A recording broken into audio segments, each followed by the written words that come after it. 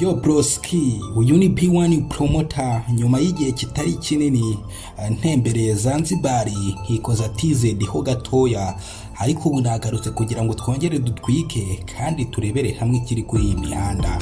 Abakunzi n'abafanzi banje barambwiye ati barankumbuye, ariko nanjye mu by'ukuri nari nkumbuye gukaragura ururimi kuri microphone nkabatamo bino biganiro nkababwira ikiri kuri iyi mihanda.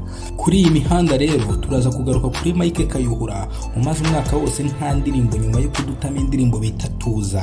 Uyu muniga yarazimye umwaka wose nta ndirimbo, kandi uyu muniga wumve kuntu yararyoshye mu minsi ishize. Ni umwe mu baniga bitabiriye irushanwa rya La Plus Découverte.